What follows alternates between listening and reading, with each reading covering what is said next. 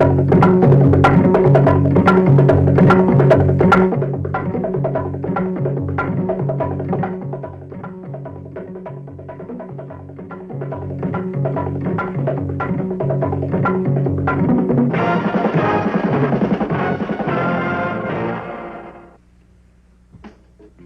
17 NBA teams go to training camp in September, and then they start the long, grueling season in mid-October with one goal in mind, the World Championship, and all the prestige and the money that goes with it. To get there, the eventual champion must survive 3 sets of playoffs against the best teams and the finest players. All playoffs are best of 7, and when Baltimore and Philadelphia squared off, the Bullets mascot Alex thought he smelled a victory. The 76ers finished second in the Atlantic Division, but their seasonal record was better than the Bullets. Led by all-pro forward Billy Cunningham and high-scoring guard Archie Clark, Philadelphia got off to a fast start and took the first game of the series in Baltimore. Then the scene shifted to Philadelphia, and Baltimore liked the move. The sensational Earl the Pearl Monroe saved some of his best moves for the playoffs, and whether he was scoring or oftentimes passing off to Wes Unseld for a layup, the Pearl was almost impossible to stop. Baltimore's third guard is Fred Carter, a second-year pro from little-known Mount St. Mary. He emerged as a star in the playoffs, and the Baltimore team meshed its talents to win the next 3 games and take a commanding lead 3-1 over the 76ers. But Philadelphia kept firing, and with great shooters like Archie Clark, number 21, and the veteran Hal Greer, number 15, things started to move in favor of the 76ers. With elimination staring them in the face, they came back to win the 5th game by a single point. Then Billy Cunningham, always at his best in tough going, led the 76ers to another close win, and the series was deadlocked at 3 games apiece. It came down to the 7th game in Baltimore. Jack Marin, number 24, had his jump shot hitting. Kevin Lockery, who averaged 20 points in the series, was also on target. And Gus Johnson, unstoppable as usual when he gets an opening, and a full head of steam takes him under. Clark had a great game for the 76ers, hitting on a variety of shots and scoring 37 points to lead all scorers. But the Bullets had better balance, and they won the battle of the boards with Unseld hauling down 22 caroms, Johnson grabbing 17. Marin led the Bullets with 33 points, and Baltimore took the deciding game 128-120 to move into the NBA's semifinal round. Meanwhile, in Madison Square Garden, the Atlanta Hawks moved in for a first-round confrontation with the defending world champion, New York Knickerbockers. The Knicks, with the second-best record in regular season play, were the heavy favorites for this quarterfinal playoff set 2. The Knicks had the experience, men like Dick Barnett going through the pressure of the playoffs for the 9th time. The Hawks were hearing, of course, "Fall back, baby," a little more than they liked. Another pressure-proof veteran, Willis Reed, hurt the Hawks inside, and the Knicks took the opening game 112-111. The Hawks, however, won the second game in New York, and when the series shifted to Atlanta, the Hawk fans were really alive. Pete Maravich, still a rookie, but at home in the NBA now, got his team running. And Walt Bellamy was making the bell ring with outside jumpers. The Knicks, however, are not a team that panics. They played their game. That means sharp passing, hitting the open man, rugged defense. They won, in fact, the next 2 games in Atlanta to take a 3-1 lead in the playoffs. By the time the teams got back to the Garden, there wasn't much doubt about the outcome. The Knicks shooters, like Bill Bradley, were on target, and New York polished off Atlanta 4-1 to move into the semifinals. In the West, Milwaukee, champions of the Midwest Division, met San Francisco, runner-ups in the Pacific. The Warriors knew the odds. They hadn't been able to win a game from the Bucks during the regular season. The playoffs were old hat to Oscar Robertson, but the team was new. This was the O's first year in a Milwaukee uniform, and he had visions of finally fulfilling those championship dreams. He was the leader. He was the man that held a great team together, whether it was scoring himself or setting up teammates or getting the ball into the hands of the big man, Lou Alcindor, who could make it look easy even against a tough defender like Nate Thurmond. Oscar Robertson left little doubt that this year's playoffs were serious business with him. Milwaukee reeled off 3 straight victories against the Warriors, winning all 3 games by double-figure margins. So Al Attles, number 16, San Francisco's player-coach, had to do something to hold off the Buck rout. So he put himself in the ball game, the fourth game, hoping to get the Warriors running a little bit more. The San Francisco attack was much sharper. The passing was better as Jerry Lucas got the ball to Nate Thurmond for a jump shot. Lucas's hook shot was also on target. But the Bucks still led 104-103 with just 4 seconds left to play. There was time for just one shot. Joe Ellis would be the man to take it from about 40 feet. And he made it.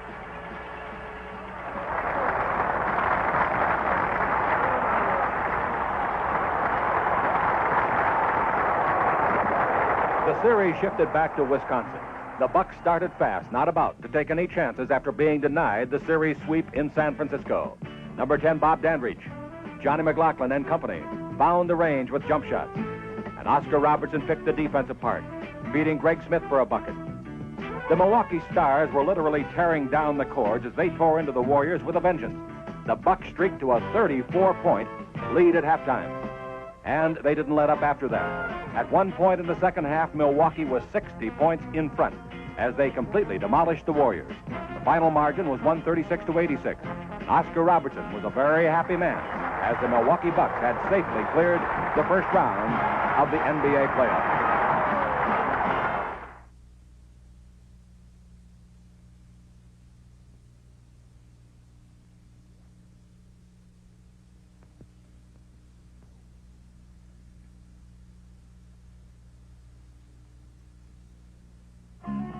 The other Western playoffs started at the Forum, where the Los Angeles Lakers met the Chicago Bulls. Two Lakers superstars, Jerry West and Elgin Baylor, had to watch from the sidelines, out with injuries. The Lakers had learned how to compensate, though. Gail Goodrich, just 6'1", took up West's scoring duties, and big Wilt Chamberlain responded with fine play at both ends. The Lakers won both games at home, and everybody thought it would be a fast series. The Bulls had other ideas. Bob Weiss, who averaged just 10 points during the season, came alive in the playoffs. And by the time the teams returned to Los Angeles, the series was deadlocked at 2 wins apiece. The Lakers found a star in the wings, too. Jim McMillan, the rookie from Columbia University, showed why the Lakers had made him their #1 pick. Happy Hairston hit some clutch baskets, and the Lakers won again at home to take a 3-2 lead. But the Bulls knew all about home court advantages. They could hardly wait to get back to Chicago Stadium, where Bobby Weiss was ready to drill in some deadly jump shots. Weiss scored 25 points, and the series was deadlocked again, heading for the payoff 7th game. Back at the Forum, Chicago got off to a fast start. Bob Love, completing his finest season in the NBA, connected on a couple of jump shots, and the Bulls thought they had finally solved the home court head.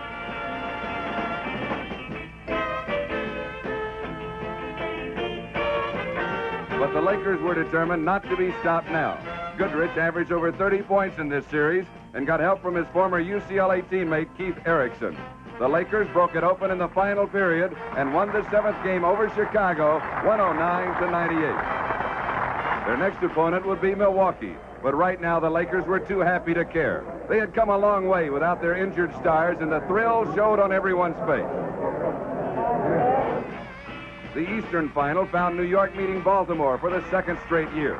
The series went 7 games the last time, and the teams seemed just as evenly matched for this battle. Dave DeBusschere found the range in the opening minutes, and Baltimore was hurt defensively because Gus Johnson wasn't around to confront DeBusschere.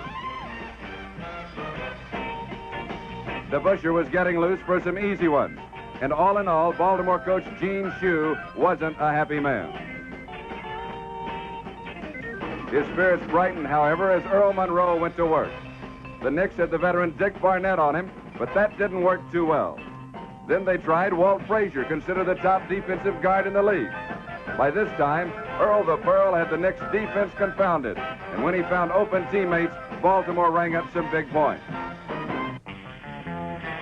But the Knicks were also getting some big points, and they held on to win the opener in the Garden, 112-111. The second game was also in New York. And again, the Knicks got off to a fast start. Willis Reed, connecting on his favorite 15-foot jumper and rebounding hard, was playing like all those injuries were a thing of the past. Baltimore wasn't as lucky. Earl Monroe injured his knee and joined the Bullets bench brigade, which already included Gus Johnson and Kevin Lockridge. The Bullets didn't have much left, and the New York fast break was freewheeling now. Walt Frazier, the Knicks' top scorer during the season, led the team again, and New York breezed to a 20-point victory. Coach Red Holzman and the Knicks didn't even mind the prospects of making the journey to Baltimore. The Bullets' hopes didn't seem too bright even at home. Johnson and Lockery were both out of action again, and that put most of the scoring burden on Earl Monroe. The Pearl always seems to have something new, and he showed the Knicks some of his latest moves. Fred Carter filled Lockery's spot very well, connecting for 18 points in the first half. Gaining confidence with every game, the Knicks found Carter a tough man to keep away from the basket. Monroe led the way with 31 points. Baltimore breezed to victory.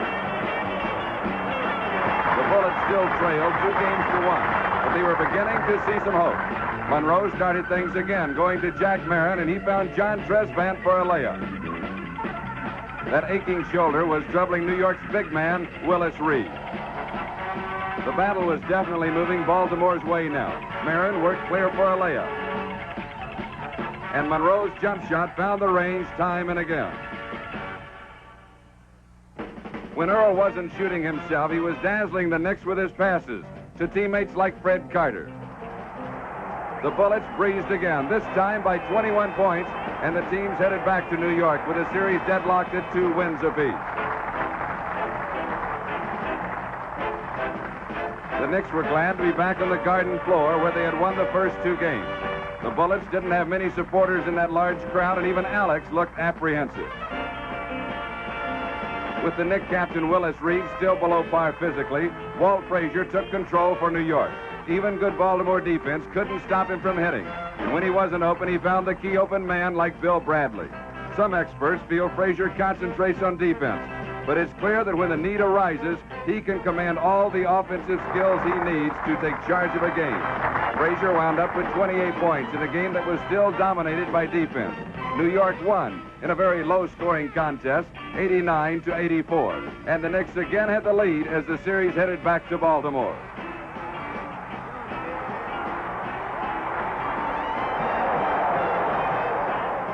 The Bullets were still hampered by injuries, but their bench responded again. This time it was John Tresvant who provided the spark, scoring from close range and getting his team off to a fast start.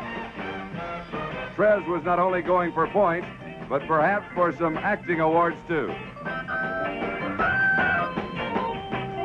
Reed was on the bench, and that opened up the middle for drives by Carter.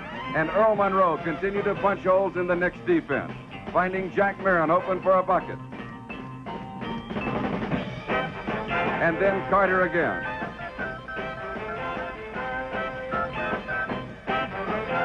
With the aid of their strong bench, the Bullets won the 6th game, and the teams were set for the deciding battle. The Knicks were back at home, a place where they hadn't lost in this series. The battle was especially fierce in the middle between Wes Unseld and Willis Reed. Reed's shoulder was still not sound, but he had been there before, and the Knick captain knew the price you had to pay in the playoffs. Unseld was just as determined, and the burly Baltimore center was a tough man to move under the basket. All the tension of a world championship was packed into this game. Early in the going, the bounces seemed to be labeled Baltimore.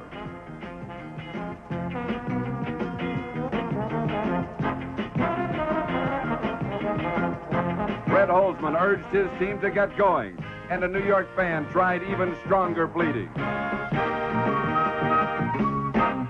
Dick Barnett heard the call and responded. The great Knick shooter scored 11 straight points in one torrid stretch in the second period.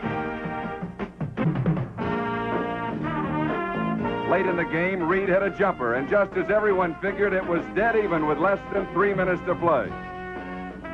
Earl Monroe, at his best under pressure, got the Bullets on top with a jumper.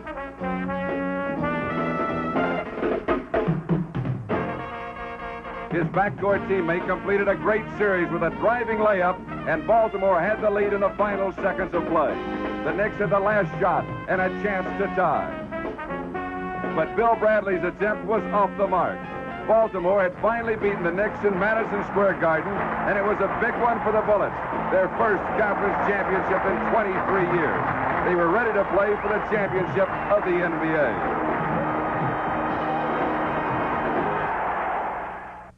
The Western Conference Finals sent Milwaukee against Los Angeles. And more than that, it provided the setting for a classic confrontation, the Battle of the Giants. The 12-year veteran Wilt Chamberlain against the second-year pro Al Sindor. At 24 years of age, Lou had led the Bucks to the best record in the NBA, had been named the league's most valuable player, and was the scoring champion. Chamberlain played with a determination he hadn't shown in years.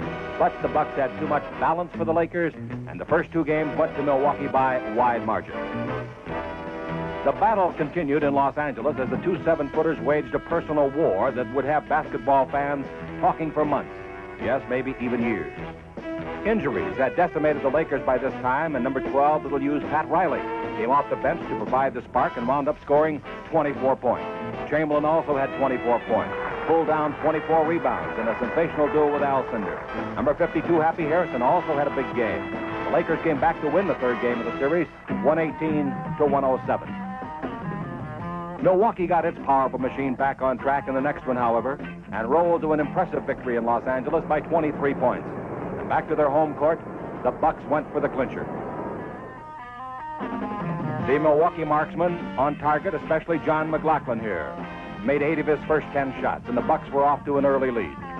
Bob Boozer got in on the offense, beating Al Sindor, and Big Lou makes it look easy, even over the determination of Wilt. The Bucks were rolling now. They had their fast break going at its best. Bob Dandridge, number 10, contributed 20 points to the cause. And Greg Smith stuffed in 22 to lead the scoring parade. Milwaukee wrapped it up in 5 games with a 116-98 win. And the happy Milwaukee fans shouted, "Bring on Baltimore." The World Championship Series started in the Milwaukee Arena, where the Bucks had not lost in the playoffs. They had breezed through San Francisco and Los Angeles in 5-game sets. By contrast, the Bullets had to survive 7-game showdowns against both Philadelphia and New York on their way to the championship round. But that was all history now. This series was the one for the biggest prize in pro basketball. At some positions, the physical matchups weren't exactly even. At other positions, the creative artistry of the game's superstars had basketball fans everywhere looking on in awe and asking for more and more. The personal duel between Earl the Pearl Monroe and Oscar Robertson was like a game within a game. Each man provided floor leadership for his team and scoring punch besides. The battle was waged on professional basketball's highest level possible, but more often than not wound up dead even. Al Sindor, in foul trouble early, came back in the third quarter to score 18 points and put the game out of reach. Big Lou was his usual devastating force on defense, too, and Milwaukee took the first game of the series by 10 points. Baltimore got its home court for the next game, and they got Gus Johnson back in the lineup.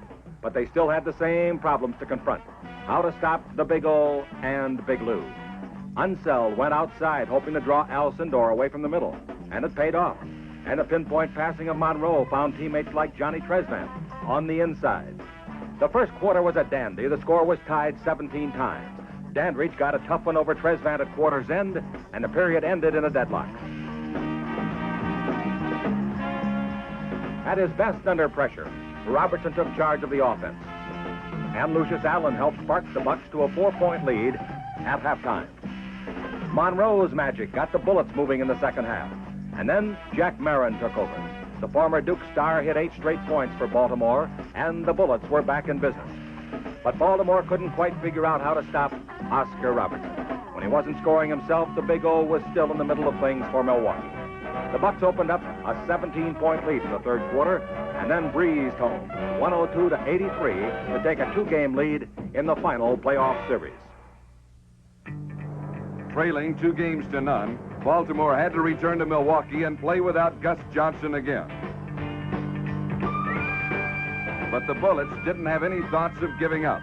Earl Monroe, averaging 24 points in the playoffs, got the Bullets moving. In fact, he scored Baltimore's first 9 points and then got some help from Fred Carter. But Oscar Robertson was always there with an answer. His passing found holes in the defense, and Lou Alcindor made it look easy. When the Bullets sagged back into the middle, Robertson showed them that was dangerous too. Unseld tried everything to slow down Big Lou, but Alcindor had 17 in the first half, and Milwaukee led by 8. Baltimore closed that gap to just 2 points. A collision between Bob Dandridge and Earl Monroe had both teams worried, but took its greatest toll on Baltimore. Monroe had to leave the game, and eventually the court for further treatment. The Bucks saw their opening and went for the clincher. Alcindor turned in one of his finest games, and by the time he left, he had 23 points and 21 rebounds. Robertson scored 20 points and piled up 12 assists as Milwaukee won the third game. Only once before in NBA history had any team been swept out of the championship series in 4 straight games. The Bullets wanted to avoid the stain of that mark as the teams moved back to the Baltimore Civic Center to resume the action.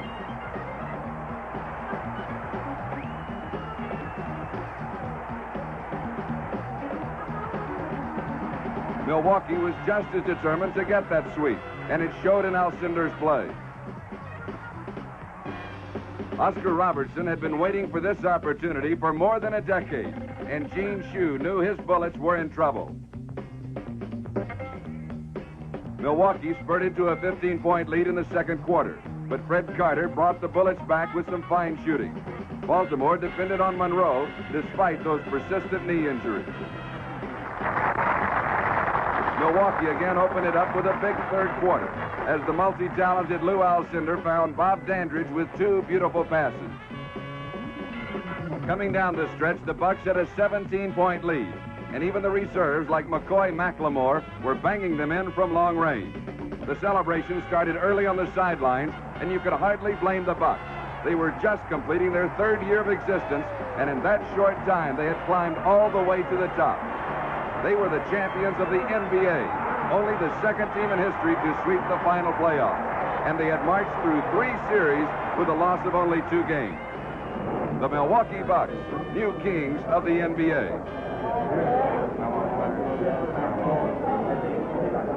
And with the blend of strength, size, youth, and experience, the Monarch might indeed enjoy a very long and prosperous reign.